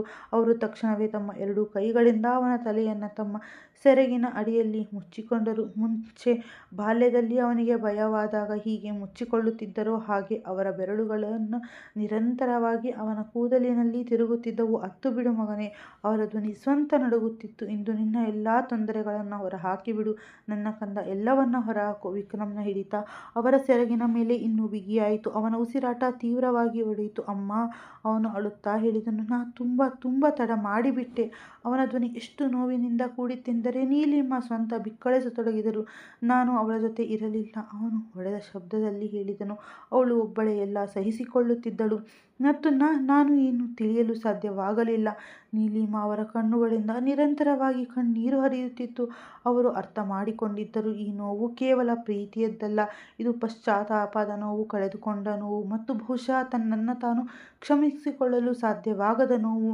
ಅವರು ಬಾಗಿ ಅವನ ತಲೆಯ ಮೇಲೆ ಮುತ್ತಿಟ್ಟರು. ಎಲ್ಲವೂ ಸರಿಯಾಗುತ್ತದೆ, ಅವರು ಅಳುತ್ತಾ ಹೇಳಿದರು. ದೇವರ, ನನ್ನ ಮಗುವಿನೊಂದಿಗೆ ಇಷ್ಟೊಂದು ನಿರ್ದಯಿಯಾಗಿರಲು ಸಾಧ್ಯವೇ ಇಲ್ಲ. ಆದರೆ ವಿಕ್ರಮ್ ಇನ್ನೂ ಶಾಂತವಾಗಿರಲಿಲ್ಲ. ಅವನ ಕಣ್ಣುಗಳಿಂದ ನಿರಂತರವಾಗಿ ಕಣ್ಣೀರು ಹರಿಯುತ್ತಲೇ ಇತ್ತು. ಅವನು ತಮ್ಮ ಅಮ್ಮನ ಮಡಿಲಿನಲ್ಲಿ ಮುಖ ಮುಚ್ಚಿಕೊಂಡು ಬಿದ್ದಿದ್ದನು. ಬಹುಶಃ ಅಲ್ಲಿ ಅವನಿಗೆ ಸ್ವಲ್ಪ ನೆಮ್ಮದಿ ಸಿಗುತ್ತಿತ್ತು. ಸುಮಾರು ಅರ್ಧ ಗಂಟೆ ಕಳೆದು ಹೋಗಿತ್ತು. ಕೋಣೆಯಲ್ಲಿ ಕೇವಲ ಅವನ ಒಡೆದ ಉಸಿರಾಟ ಮತ್ತು ಸಣ್ಣ ಸಣ್ಣ ಬಿಕ್ಕಳಿಕೆಗಳ ಧ್ವನಿ ಮಾತ್ರ ಕೇಳಿಸುತ್ತಿತ್ತು. ನೀಲಿಮ ನಿರಂತರವಾಗಿ ಅವನ ಕೂದಲನ್ನು ಸವರುತ್ತಿದ್ದರು. ನಿಧಾನವಾಗಿ ಅವನ ಅಳು ಕಮ್ಮಿಯಾಗಲಾರಂಭಿಸಿತು. ಬಹುಶಃ ಹತ್ತು ಅವನ ಇಡೀ ಶಕ್ತಿ ಮುಗಿದು ಹೋಗಿತ್ತು. ನೀಲಿಮ ನಡುಗುವ ಕೈಗಳಿಂದ ಅವನ ಮುಖವನ್ನು ಸ್ವಲ್ಪ ಮೇಲಕ್ಕೆ ಮಾಡಿದರು. ಅವನ ಕಣ್ಣುಗಳು ತೀವ್ರವಾಗಿ ಬಾತುಕೊಂಡಿದ್ದವು. ಶಾಂತನಾಗು ನನ್ನ ಕಂದ. ಅವರ ಧ್ವನಿ ಭಾರವಾಗಿತ್ತು. ಈಗ ನೀನು ಶಾಂತನಾಗು. ನಿನ್ನ ಅಮ್ಮ ಇಷ್ಟೊಂದು ಗಟ್ಟಿಯಾಗಿಲ್ಲ ಮಗನೇ. ತನ್ನ ಮಗುವನ್ನು ಇಷ್ಟೊಂದು ನೋವಿನಲ್ಲಿ ನೋಡಲು ಅವಳಿಗೆ ಸಾಧ್ಯವಿಲ್ಲ. ವಿಕ್ರಮ್ ನಿಧಾನವಾಗಿ ಕಣ್ಣುಗಳನ್ನು ತೆರೆದನು. ಆ ಕಣ್ಣುಗಳಲ್ಲಿ ಇನ್ನೂ ನೋವಿತ್ತು, ಆದರೆ ಬಹುಶಃ ಆ ನೋವನ್ನು ಹೊರಹಾಕಿದ ನಂತರ ಸ್ವಲ್ಪ ದಣಿವು ಸಹ ಇಳಿಯಬಹುದಿತ್ತು. ಅವನು ಒಂದು ಕ್ಷಣ ಅವರನ್ನು ನೋಡಿದನು. ನಂತರ ನಿಧಾನವಾಗಿ ಅವರ ಮಡಿಲಲ್ಲಿ ಇನ್ನೂ ಕೊಂಚ ಮುದುಡಿಕೊಂಡನು. ಹೀಗೆ ಆ ಮಮತೆಯಲ್ಲಿ ಅವನಿಗೆ ಸುಖ ಸಿಗುತ್ತಿತ್ತೋ ಹಾಗೆ ನೀಲಿಮ ಅವನ ಹಣೆಯನ್ನು ಸವರುತ್ತಿದ್ದರು. ಬಾಲ್ಕನಿಯಲ್ಲಿ ಹೇಗೆ ತಟ್ಟಿ ತಟ್ಟಿ ಮಲಗಿಸುತ್ತಿದ್ದರೋ ಹಾಗೆ. ಮತ್ತೆ ನಂತರ ಯಾವಾಗ ನಿಧಾನವಾಗಿ ವಿಕ್ರಮ್ನ ಉಸಿರಾಟ ಸ್ಥಿರವಾಯಿತು, ಯಾವಾಗ ಅವರ ಸೆರಗಿನ ಮೇಲಿದ್ದ ಅವನ ಹಿಡಿತ ಸಡಿಲವಾಯಿತು ಎಂಬುದು ಅವರಿಗೆ ಸ್ವತಃ ತಿಳಿಯಲೇ ಇಲ್ಲ. ಅವನ ಆಳವಾದ ಉಸಿರಾಟದ ಧ್ವನಿ ಕೇಳಿಸಿದಾಗ ನೀಲಿಮ ಅವರಿಗೆ ಅರ್ಥವಾಗಿತ್ತು, ಹತ್ತು ಅವನು ಮಲಗಿ ಹೋಗಿದ್ದಾನೆ ಎಂದು. ಅವರ ಹೃದಯ ಮತ್ತೆ ತುಂಬಿ ಬಂದಿತ್ತು. ಅವರು ಅತ್ಯಂತ ಪ್ರೀತಿಯಿಂದ ಅವನ ತಲೆಯನ್ನು ತಮ್ಮ ಮಡಿಲಿನಿಂದ ತೆಗೆದು ತೆರೆದಿಂಬಿನ ಮೇಲೆ ಇಟ್ಟರು. ಮಲಗಿರುವಾಗಲೂ ಅವನ ಮುಖದಲ್ಲಿ ಆ ನೋವು ಸ್ಪಷ್ಟವಾಗಿ ಕಾಣಿಸುತ್ತಿತ್ತು. ಅವನ ಹುಬ್ಬುಗಳು ಸಣ್ಣಗೆ ಗಂಟಿಕ್ಕಿದ್ದವು. ನಿದ್ದೆಯಲ್ಲೂ ನೆಮ್ಮದಿ ಇರಲಿಲ್ಲ ಎಂಬಂತೆ. ನೀಲಿಮ ಅವರಿಗೆ ತನ್ನನ್ನು ತಾನು ತಡೆಯಲು ಸಾಧ್ಯವಾಗಲಿಲ್ಲ. ಬಾಗಿ ಅವರು ಹಣೆಗೆ ಮುತ್ತಿಟ್ಟರು. ಭಗವಂತ, ಅವರ ಕಣ್ಣುಗಳಿಂದ ಮತ್ತೆ ಕಣ್ಣೀರು ಜಾರಿತ್ತು. ನನ್ನ ಮಗುವಿನ ಬದುಕಿನಲ್ಲಿ ಇನ್ನು ಮುಂದೆ ಯಾವುದೇ ನೋವನ್ನು ಕೊಡಬೇಡ. ಕೆಲವು ಸಮಯದವರೆಗೆ ಅವರು ಅಲ್ಲೇ ಕುಳಿತುಕೊಂಡರು. ಅವನನ್ನೇ ನೋಡುತ್ತಿದ್ದರು. ನಂತರ ನಿಧಾನವಾಗಿ ಎದ್ದು ಕೋಣೆಯಿಂದ ಹೊರಗೆ ಬಂದರು. ಹೊರಗೆ ಬರುತ್ತಿದ್ದಂತೆ ಅವರು ನೋಡಿದರು, ಆನಂದರಾವ್ ಇನ್ನೂ ಎಚ್ಚರವಾಗಿಯೇ ಇದ್ದರು. ಅವರು ಬೆಡ್ನ ತುದಿಯಲ್ಲಿ ಕುಳಿತು ಕೇವಲ ಬಾಗಿಲಿನ ಕಡೆಗೆ ನೋಡುತ್ತಿದ್ದರು. ಬಹುಶಃ ನೀಲಿಮ ಅವರದ್ದೇ ಕಾಯುವಿಕೆಯಲ್ಲಿದ್ದರು ಎಂಬಂತೆ. ಅವರ ದೃಷ್ಟಿ ನೀಲಿಮ ಅವರ ಮೇಲೆ ಬೀಳುತ್ತಿದ್ದಂತೆ ಅವರ ಹೃದಯ ಕುಸಿಯಿತು. ನೀಲಿಮ ಅವರ ಕಣ್ಣುಗಳನ್ನು ಪೂರ್ತಿಯಾಗಿ ಕೆಂಪಗಾಗಿದ್ದವು. ಮುಖ ಕಣ್ಣೀರಿನಿಂದ ಒದ್ದೆಯಾಗಿತ್ತು. ಅವರು ತಮ್ಮನ್ನು ತಾವು ಸಂಭಾಳಿಸಿಕೊಳ್ಳಲು ಪ್ರಯತ್ನಿಸುತ್ತಿದ್ದರು, ಆದರೆ ಪೂರ್ತಿಯಾಗಿ ಅವರು ಒಡೆದು ಹೋಗಿದ್ದರು. ಆನಂದರಾವ್ ತಕ್ಷಣವೇ ಎದ್ದರು. ಅವರು ಏನನ್ನೂ ಕೇಳದೆ ಸಾಕು ತಮ್ಮ ಬಾಹುಬಲಗಳನ್ನು ಚಾಚಿದರು. ಮರುಕ್ಷಣವೇ ನೀಲಿಮ ನೇರವಾಗಿ ಅವರ ಎದೆಗೆ ಒರಗಿಕೊಂಡರು ಮತ್ತು ನಂತರ ಅವರು ಸ್ವತಃ ಅಳಲಾರಂಭಿಸಿದರು. ಆನಂದರಾವ್ ಅವರನ್ನು ಬಿಗಿಯಾಗಿ ತಮ್ಮ ಎದೆಗೆ ಹಚ್ಚಿಕೊಂಡರು. ಅವರು ಏನನ್ನೂ ಕೇಳಲಿಲ್ಲ, ಏಕೆಂದರೆ ಅದರ ಅವಶ್ಯಕತೆ ಇರಲಿಲ್ಲ. ವಿಕ್ರಮ್ನ ನೋವು, ಅವನ ಒಡೆದು ಹೋದ ಸ್ಥಿತಿ, ಪ್ರತಿಯೊಂದು ನೀಲಿಮ ಅವರ ಕಣ್ಣುಗಳಲ್ಲಿ ಸ್ಪಷ್ಟವಾಗಿ ಕಾಣಿಸುತ್ತಿತ್ತು. ತುಂಬ ಅಳುತ್ತಿದ್ದ ಆನಂದ್, ನನ್ನ ಮಗು, ನೀಲಿಮ ಬಿಕ್ಕಳಿಸಿ ಹೇಳಿದರು. ನಾನು ಅವನನ್ನು ಎಂದಿಗೂ ಈ ರೀತಿ ನೋಡಿರಲಿಲ್ಲ, ಎಂದಿಗೂ ಇಲ್ಲ. ಆನಂದರಾವ್ ಅವರ ಕಣ್ಣುಗಳು ತುಂಬಿ ಬಂದವು. ಅವರು ಸಾಕು ಅವರ ಬೆನ್ನನ್ನು ಸವರುತ್ತಿದ್ದರು. ಯಾವುದೋ ತುಂಬ ಆಳವಾದ ವಿಷಯವಿದೆ ನೀಲಿಮ, ಅವರು ಕ್ಷೀಣ ಧ್ವನಿಯಲ್ಲಿ ಹೇಳಿದರು.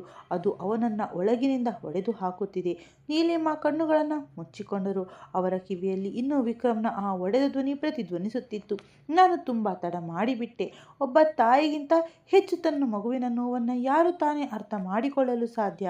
ನೀಲಿಮ ಇನ್ನು ಆನಂದರಾವ್ ಅವರ ಎದೆಗೆ ಒರಗಿಕೊಂಡೇ ನಿಂತಿದ್ದರು. ಅವರ ಬಿಕ್ಕಳಿಕೆ ನಿಧಾನವಾಗಿ ನಿಂತಿದ್ದು ನಿಜ, ಆದರೆ ಕಣ್ಣುಗಳಿಂದ ಕಣ್ಣೀರು ಇನ್ನೂ ನಿರಂತರವಾಗಿ ಹರಿಯುತ್ತಲೇ ಇತ್ತು. ಆನಂದರಾವ್ ಅತ್ಯಂತ ಜಾಗರೂಕತೆಯಿಂದ ಅವರನ್ನು ಸೋಫಾದ ಮೇಲೆ ಕೂರಿಸಿ ಮತ್ತು ಸ್ವತಃ ಅವರ ಎದುರು ಕುಳಿತುಕೊಂಡರು. ಕೆಲವು ಕ್ಷಣಗಳ ಕಾಲ ಅವರಿಬ್ಬರಲ್ಲಿ ಯಾರೂ ಏನೂ ಮಾತನಾಡಲೇ ಇಲ್ಲ. ಬಹುಶಃ ಇಬ್ಬರೂ ತಮ್ಮ ತಮ್ಮ ಮನಸ್ಸಿನಲ್ಲೇ ಒಂದೇ ವಿಷಯದ ಕೊಂಡಿಗಳನ್ನು ಜೋಡಿಸಲು ಪ್ರಯತ್ನಿಸುತ್ತಿರುವಂತೆ ಭಾಸವಾಗುತ್ತಿತ್ತು. ಕೊನೆಗೆ ನೀಲಿಮ ನಡುಗುವ ಧ್ವನಿಯಲ್ಲಿ ಹೇಳಿದರು, ಆನಂದರಾವ್, ಅವಳೇ ಇಂದು ಮೊದಲ ಬಾರಿಗೆ ನನಗೆ ನನ್ನ ಮಗುವಿನ ಬಗ್ಗೆ ತುಂಬ ಭಯವಾಗುತ್ತಿದೆ. ಆನಂದರಾವ್ ನಿಧಾನವಾಗಿ ಅವರ ಕಡೆಗೆ ನೋಡಿದರು. ವಿಕ್ರಮ್ ಯಾವಾಗಲೂ ಪ್ರತಿಯೊಂದು ನೋವನ್ನು ಒಬ್ಬನೇ ಸಹಿಸುತ್ತಾನೆ ಬಂದಿದ್ದಾನೆ. ಆದರೆ ಇಂದು ಅವನು ಸಂಪೂರ್ಣವಾಗಿ ಒಡೆದು ಹೋಗಿದ್ದಾನೆ. ಪೂರ್ತಿಯಾಗಿ ಬಿದ್ದಿದ್ದಾನೆ. ಅವರ ಕಣ್ಣೆದುರು ಮತ್ತೆ ಅದೇ ದೃಶ್ಯ ಹಾದು ಹೋಗಿತ್ತು. ವಿಕ್ರಮ್ ಅವರ ಮಡಿಲಿನಲ್ಲಿ ಮುಖ ಮುಚ್ಚಿಕೊಂಡು ಅಳುತ್ತಿದ್ದಿದ್ದು, ಅವನ ನಡುಗುತ್ತಿದ್ದ ಶರೀರ ಮತ್ತು ಅವನ ಆ ಒಡೆದ ಧ್ವನಿ, ಅಮ್ಮ ನಾನು ತುಂಬ ತಡ ಮಾಡಿಬಿಟ್ಟೆ. ಅವರ ಕಣ್ಣುಗಳಿಂದ ಮತ್ತೆ ಕಣ್ಣೀರು ಜಾರಿತು. ಅವನು ಪದೇ ಪದೇ ಇದನ್ನೇ ಹೇಳುತ್ತಿದ್ದನು. ಅವನು ಒಬ್ಬಳೇ ಎಲ್ಲವನ್ನ ಸಹಿಸುತ್ತಿದ್ದಳು, ತಾನು ಏನನ್ನೂ ಸಹಿಸಲು ಸಾಧ್ಯವಾಗಲಿಲ್ಲ ಎಂದು. ಆನಂದರಾವ್ ಅವರ ಉಬ್ಬುಗಳು ನಿಧಾನವಾಗಿ ಗಂಟಿಕ್ಕಿದವು. ಅವರ ಮುಖದಲ್ಲಿ ಆಳವಾದ ಆಲೋಚನೆ ಮೂಡಿತು. ಒಬ್ಬಳೇ? ಅವರು ಕ್ಷೀಣ ಧ್ವನಿಯಲ್ಲಿ ಪುನರಾವರ್ತಿಸಿದರು. ನೀಲಿಮಾ ತಲೆಯಾಡಿಸಿದರು ಮತ್ತು ಅವನು ತಾನು ತುಂಬ ತಡ ಮಾಡಿಬಿಟ್ಟೆ ಎಂದು ಸಹ ಹೇಳಿದನು. ಈಗ ಆನಂದರಾವ್ ಪೂರ್ತಿಯಾಗಿ ಶಾಂತರಾದರು. ಅವರ ಕಣ್ಣುಗಳಲ್ಲಿ ಇದ್ದಕ್ಕಿದ್ದಂತೆ ಎಷ್ಟೋ ಚೆಲ್ಲಾಪಿಲ್ಲೆಯಾಗಿದ್ದ ವಿಷಯಗಳು ಒಂದಕ್ಕೊಂದು ಲಿಂಕ್ ಆಗಲು ಆರಂಭಿಸಿದವು. ವಿಕ್ರಮ್ ಇದ್ದಕ್ಕಿದ್ದಂತೆ ಸಿಂಜು ಜೊತೆ ಮದುವೆ ಮಾತನಾಡಿದ್ದು. ಅವರು ದೀರ್ಘವಾಗಿ ಉಸಿರೆಳೆದು ಅತ್ಯಂತ ನಿಧಾನವಾಗಿ ಆದರೆ ಸ್ಪಷ್ಟವಾಗಿ ಹೇಳಿದರು, ನೀಲಿಮಾ, ನನಗೆ ಅನಿಸುತ್ತಿದ್ದ ವಿಷಯ ಸಿಂಧು ಮತ್ತು ಸಮರ್ ಜೊತೆಯಲ್ಲೇ ಲಿಂಕ್ ಆಗಿದೆ ಎಂದು. ನೀಲಿಮಾ ತಕ್ಷಣವೇ ಅವರ ಕಡೆಗೆ ನೋಡಿದರು. ಅವರ ಕಣ್ಣುಗಳಲ್ಲಿ ಭರವಸೆ ಮತ್ತು ಭಯ ಎರಡೂ ಇದ್ದವು. ನಿಮಗೆ ಹಾಗೆ ಅನಿಸುತ್ತಿದೆಯಾ ಆನಂದ್? ಆನಂದರಾವ್ ಕೆಲವು ಸೆಕೆಂಡ್ಗಳ ಕಾಲ ಮೌನವಾಗಿದ್ದರು. ನಂತರ ಅತ್ಯಂತ ಕ್ಷೀಣ ಧ್ವನಿಯಲ್ಲಿ ಹೇಳಿದರು, ನನಗೆ ಅನಿಸುತ್ತಿದೆ ಸಮರ್ ವಿಕ್ರಮ್ನದ್ದೇ ಮಗು ಎಂದು. ಇದನ್ನು ಕೇಳುತ್ತಿದ್ದಂತೆ ನೀಲಿಮಾ ಅವರ ಉಸಿರು ಒಮ್ಮೆಲೆ ನಿಂತಂತಾಯಿತು. ಕೋಣೆಯಲ್ಲಿ ಕೆಲವು ಕ್ಷಣ ಕಾಲ ಬರೀ ನಿಶ್ಶಬ್ದ ಆವರಿಸಿತ್ತು. ಆದರೆ ಮರುಕ್ಷಣವೇ ಅವರಿಗೆ ಅರಿವಾಗಿತ್ತು, ಈ ಮಾತು ಅಸಾಧ್ಯವೇನೂ ಅನಿಸುತ್ತಿಲ್ಲ ಎಂದು. ಹೇ ಭಗವಂತ, ಅವರು ತಮ್ಮ ಮುಖದ ಮೇಲೆ ಕೈ ಇಟ್ಟುಕೊಂಡರು. ಹಾಗಾದರೆ ನನ್ನ ಮಗು ಇಷ್ಟು ವರ್ಷಗಳಿಂದ ಈ ನೋವಿನಲ್ಲಿ ಬದುಕುತ್ತಿತ್ತ? ಆನಂದರಾವ್ ಅವರ ಕಣ್ಣುಗಳು ತುಂಬಿ ಬಂದವು. ಬಹುಶಃ ಅವರಿಬ್ಬರ ಮಧ್ಯೆ ಯಾವುದೋ ದೊಡ್ಡ ತಪ್ಪು ತಿಳುವಳಿಕೆ ನಡೆದಿದೆ, ಅಥವಾ ಯಾವುದೋ ಅಂತಹ ಪರಿಸ್ಥಿತಿ ಅವರಿಬ್ಬರನ್ನ ದೂರ ಮಾಡಿದೆ. ಆದರೆ ಒಂದು ಮಾತು ನಾನು ಪೂರ್ತಿ ನಂಬಿಕೆಯಿಂದ ಹೇಳಬಲ್ಲೆ, ವಿಕ್ರಮ್ ಎಂದಿಗೂ ತಪ್ಪಿರಲು ಸಾಧ್ಯವೇ ಇಲ್ಲ. ನೀಲಿಮಾ ತಕ್ಷಣವೇ ಅತ್ತು ಬಿಟ್ಟರು. ನನಗೂ ಅದು ಗೊತ್ತು. ನನ್ನ ಕಂದ ಎಂದಿಗೂ ಯಾವುದೇ ಹುಡುಗಿಯ ಬದುಕನ್ನು ಹಾಳು ಮಾಡಲು ಸಾಧ್ಯವಿಲ್ಲ, ಎಂದಿಗೂ ಇಲ್ಲ. ಅವರ ಕಣ್ಣೆದುರು ವಿಕ್ರಮ್ನ ಬಾಲ್ಯ ಹಾದು ಹೋಯಿತು. ಚಿಕ್ಕ ವಯಸ್ಸಿನಿಂದಲೇ ಬೇರೆಯವರ ನೋವನ್ನು ತನ್ನ ಮೇಲೆ ತೆಗೆದುಕೊಳ್ಳುತ್ತಿದ್ದ ರೀತಿ, ಪ್ರತಿಯೊಂದು ಸಂಬಂಧವನ್ನು ಹೃದಯದಿಂದ ನಿಭಾಯಿಸುತ್ತಿದ್ದ ರೀತಿ. ಅಂತಹ ಹುಡುಗ ಯಾರಿಗೂ ದ್ರೋಹ ಮಾಡಲು ಸಾಧ್ಯವೇ ಇಲ್ಲ. ಆನಂದರಾವ್ ನಿಧಾನವಾಗಿ ನೀಲಿಮಾ ಅವರ ಕೈಯನ್ನು ಹಿಡಿದುಕೊಂಡು ಹೇಳಿದರು, ಒಂದು ವೇಳೆ ಸಮರ್ ನಿಜವಾಗಿಯೂ ವಿಕ್ರಮ್ನ ಮಗನಾಗಿದ್ದರೆ ಯೋಚಿಸು ನೀಲಿಮಾ, ನಮ್ಮ ಮಗು ಎಂತಹ ದೊಡ್ಡ ತೊಂದರೆಯಲ್ಲಿದ್ದಾನೆ ಎಂದು. ನೀಲಿಮಾ ಅವರ ಹೃದಯ ಸೀಳಿದಂತಾಗಿತ್ತು. ಆನಂದ್ ಅವರೇ, ನೀಲಿಮಾ ಅಳುತ್ತಾ ಅವರ ಕೈಯನ್ನು ಬಿಗಿಯಾಗಿ ಹಿಡಿದುಕೊಂಡರು. ಏನಾದರೂ ಮಾಡಿ, ಆದರೆ ನನ್ನ ಮಗುವಿಗೆ ಸಂತೋಷವನ್ನು ಅವನಿಗೆ ಮರಳಿ ತಂದುಕೊಡಿ. ನಾನು ಅವನನ್ನು ಇನ್ನು ಮುಂದೆ ನೋವಿನಲ್ಲಿ ನೋಡಲು ಸಾಧ್ಯವೇ ಇಲ್ಲ. ಆನಂದರಾವ್ ತಕ್ಷಣ ಅವರ ಹತ್ತಿರ ಬಂದು ಅವರು ಅತ್ಯಂತ ಪ್ರೀತಿಯಿಂದ ಅವರ ಮುಖವನ್ನು ತಮ್ಮ ಎರಡೂ ಕೈಗಳಲ್ಲಿ ತುಂಬಿಕೊಂಡು, ಅವರ ಕಣ್ಣುಗಳಲ್ಲೂ ತೇವವಿತ್ತು, ಅದರ ಜೊತೆಗೆ ಒಂದು ದೃಢವಾದ ನಂಬಿಕೆಯೂ ಇತ್ತು. ಅವರು ಬಾಗಿ ಅತ್ಯಂತ ಪ್ರೀತಿಯಿಂದ ನೀಲಿಮಾ ಅವರ ಹಣೆಯ ಮೇಲೆ ಮುತ್ತಿಟ್ಟರು. ನೀವು ಚಿಂತೆ ಮಾಡಬೇಡಿ ನೀಲಿಮಾ ಅವರೇ, ನಾಳೆ ಬೆಳಗ್ಗೆ ಸೂರ್ಯ ನನ್ನ ಮಗುವಿನ ಬದುಕಿನಲ್ಲಿ ಸಂತೋಷವನ್ನೇ ತರಲಿದ್ದಾನೆ. ಒಂದು ವೇಳೆ ನಿಜವಾಗಿಯೂ ಯಾವುದೋ ತಪ್ಪು ತಿಳುವಳಿಕೆ ಇದ್ದರೆ ನಾನು ಅದನ್ನು ಸಹ ಮುಗಿಸುತ್ತೇನೆ. ಒಂದು ವೇಳೆ ನನ್ನ ಮಗುವಿನ ಕುಟುಂಬ ಅವನಿಂದ ದೂರವಾಗಿದ್ದರೆ ನಾನು ಅದನ್ನು ಮತ್ತೆ ಜೋಡಿಸುತ್ತೇನೆ. ಮತ್ತು ಒಂದು ವೇಳೆ ವಿಕ್ರಮ್ ಇಷ್ಟು ವರ್ಷ ತನ್ನ ತಪ್ಪಿಲ್ಲದೆ ಶಿಕ್ಷೆ ಅನುಭವಿಸುತ್ತಿದ್ದರೆ ಇನ್ನು ಮುಂದೆ ಇಲ್ಲ. ನೀಲಿಮಾ ಅವರ ಕಣ್ಣುಗಳಲ್ಲಿ ನಿರಂತರವಾಗಿ ಕಣ್ಣೀರು ಹರಿಯುತ್ತಿತ್ತು. ಆದರೆ ಈ ಕಣ್ಣೀರಿನ ಮಧ್ಯೆ ಮೊದಲ ಬಾರಿಗೆ ಒಂದು ಸಣ್ಣ ಭರವಸೆಯ ಬೆಳಕು ಮೂಡಿ ಬಂದಿತ್ತು. ಅವರು ತಮ್ಮ ತಲೆಯನ್ನು ಆನಂದರಾವ್ ಅವರ ಹೆಗಲ ಮೇಲೆ ಒರಗಿಸಿದರು. ರಾತ್ರಿ ಇನ್ನೂ ಆಳವಾಗಿತ್ತು, ಆದರೆ ಇನ್ನೂ ಶಾಂತವಾಗಿತ್ತು. ಆದರೆ ಆ ಮೌನದ ಮಧ್ಯೆ ಎಲ್ಲೋ ಒಂದು ಕಡೆ ಒಂದು ಹೊಸ ಭರವಸೆ ಜನ್ಮ ಪಡೆದುಕೊಂಡಿತ್ತು. ಬಹುಶಃ ಒಡೆದು ಹೋದ ಸಂಬಂಧ ಮತ್ತೆ ಜೋಡಣೆಯಾಗಬಹುದು ಎಂದು. 8 ವರ್ಷಗಳ ನೋವು ಮುಗಿಯ ಹೋಗಬಹುದು ಮತ್ತು ತುಂಬ ಶೀಘ್ರದಲ್ಲೇ ವಿಕ್ರಮ್ನ ಬದುಕಿನಲ್ಲಿ ಸಂತೋಷಗಳು ಮರಳಿ ಬರಬಹುದು ಎಂದು. ಇಂದಿನ ಭಾಗ ನಿಮಗೆ ಹೇಗೆ ಅನ್ನಿಸ್ತು ಎಂಬುದನ್ನು ಕಮೆಂಟ್ ಬಾಕ್ಸ್ನಲ್ಲಿ ನಿಮ್ಮ ಅನಿಸಿಕೆಗಳ ಮೂಲಕ ಖಂಡಿತ ತಿಳಿಸಿ. ಕತೆ ಇನ್ನು ಮುಂದೆ ರೋಮಾಂಚಕ ಹಾಗೂ ಸುಂದರವಾಗಲಿದೆ, ಹಾಗಾಗಿ ಕತೆಯ ಜೊತೆ ಹೀಗೆ ಉಳಿದುಕೊಳ್ಳಿ. ಒಂದು ವೇಳೆ ನಾನು ತರುತ್ತಿರುವ ಕತೆಗಳು ನಿಮಗೆ ಇಷ್ಟವಾಗುತ್ತಿದ್ದರೆ ವಿಡಿಯೋಗೆ ಲೈಕ್ ಮಾಡಲು ಮರೆಯಲೇಬೇಡಿ. Thank you for watching. ಮತ್ತೆ ಮುಂದಿನ ಸಂಚಿಕೆಯಲ್ಲಿ ಭೇಟಿಯಾಗೋಣ. ಅಲ್ಲಿಯವರೆಗೂ ಖುಷಿಯಾಗಿರಿ, ಆರೋಗ್ಯವಾಗಿರಿ. ಧನ್ಯವಾದಗಳು. ಮರೆಯದೇ ಚಾನಲನ್ನು ಸಬ್ಸ್ಕ್ರೈಬ್ ಮಾಡಿಕೊಂಡು ಈ ಕನ್ನಡತಿಯನ್ನು ಪ್ರೋತ್ಸಾಹಿಸಿ.